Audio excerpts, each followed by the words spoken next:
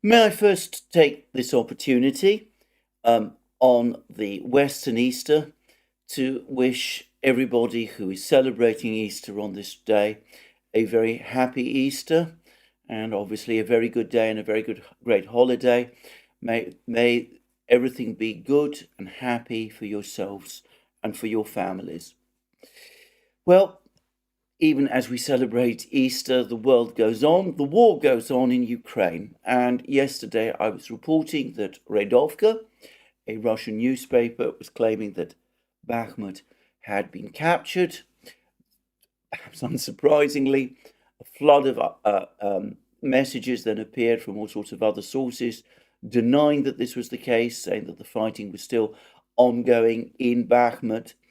This morning, incidentally, Redovka is taking an interesting position. They continue to insist on the accuracy of their overall report that Ukraine was trying to pull its troops out of Bakhmut, that the road leading into Bakhmut from Chasiv Yar has been cut, even though they concede that there is still fighting going on in the town itself. So Radovka is not publishing a complete retraction. Maybe they're embarrassed because they made a mistake in what they were saying yesterday and that they're still clinging on, therefore, to some parts of their story, or maybe their original reports were roughly correct, but their overall assessment that the town had already been captured was, shall we say, premature. Having said that, over the last couple of hours, there's been a whole swathe of reports of all sorts of other locations in Bakhmut falling under Russian control. I saw one report which claimed that both the Metallurg and Avant-Garde stadiums are now under Russian control, that the Russians have gained control of the police station and various other buildings. I'm not going to spend time itemizing which buildings, but anyway, overall, the picture still seems to be one of significant Russian advances.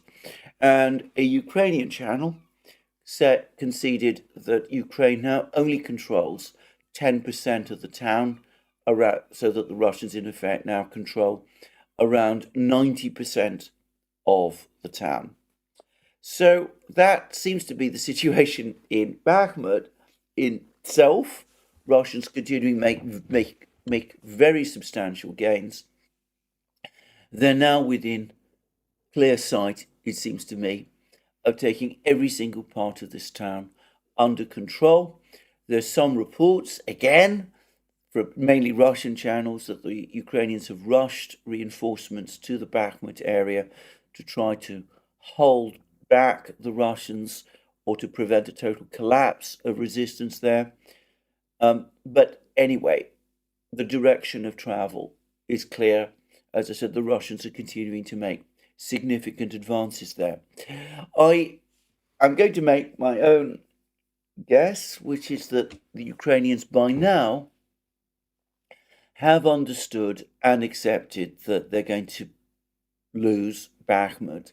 General Syrskyi, there's even a rumor that General Syrskyi has finally admitted as much to President Zelensky, that Bakhmut is indeed on the verge of being captured by the Russians, and that the Ukrainians privately understand this very well. I have to say, though, that that is not inconsistent with the Ukrainians still mounting a fierce resistance within Bakhmut itself, a kind of rearguard operation, if you will, to allow the bulk of their forces to be withdrawn from the town. Anyway, we will see what happens. But definitely, it seems to me that even if Radovka jumped ahead a little yesterday, it's now only a matter of time, a very short time, before Bakhmut is fully cleared of all its defenders by the Russians.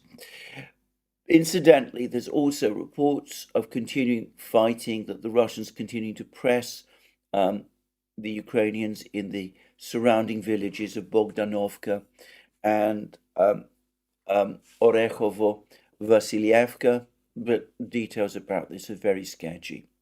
There's not very much news from elsewhere on the battle lines. As I said, for the moment, the clear Russian priority, it seems to me, is to wrap the Battle of Bakhmut up, to bring it finally to its conclusion. So, that's what I'm going to say about the battlefields. I no doubt one could say an awful lot more, but I'm not going to discuss it today. As I said, being away from London, I have only a limited amount of time available to me now. I'm going to turn to various reports that have appeared, specifically in the Washington Post.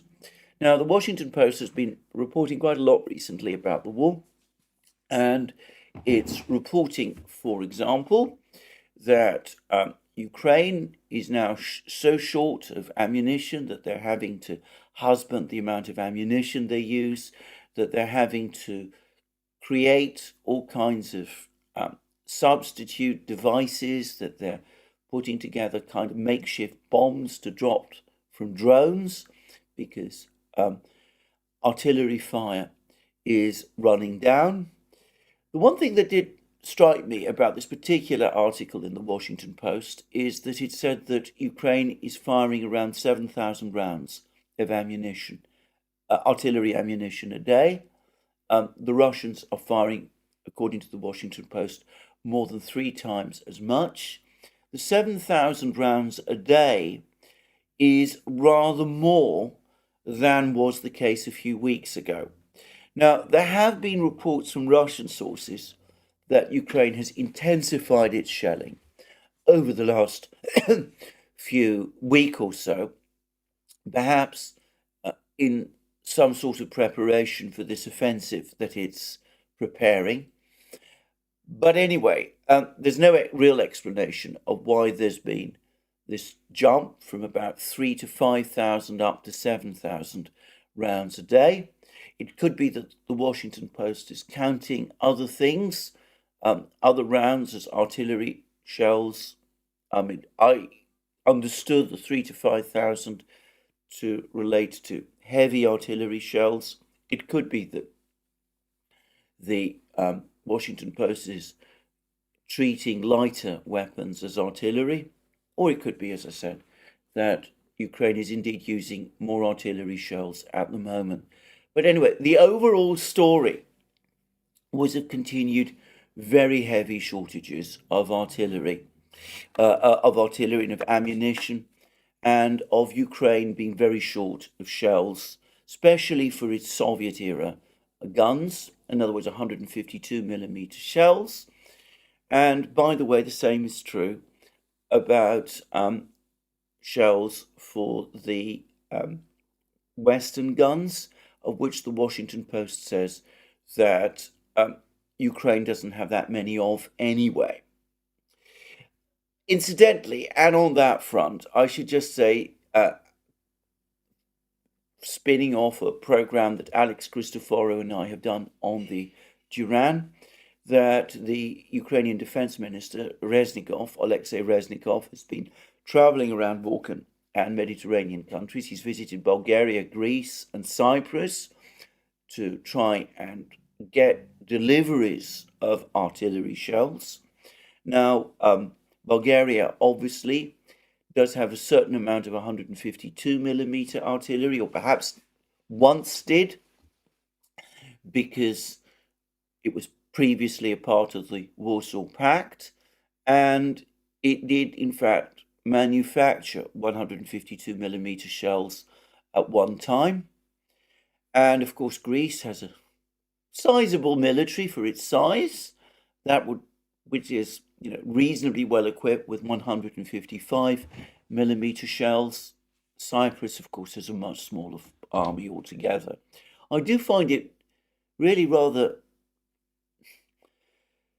difficult to understand how the defense minister of Ukraine, on the eve of the Ukrainian offensive, is still running around small countries in the Eastern Mediterranean and the Balkans asking for shells.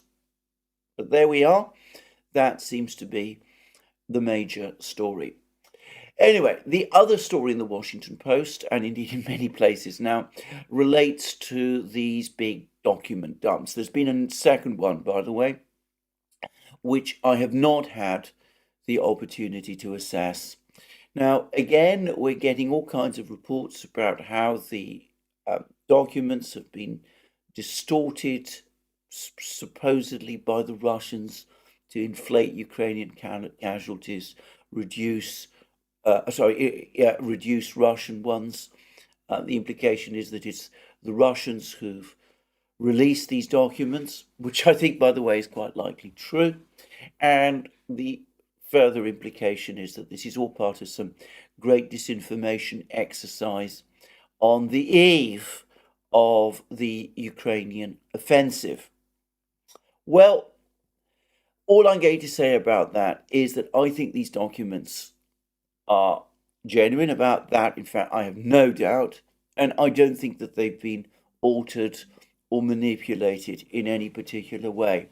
What they do suggest to me is a complex picture.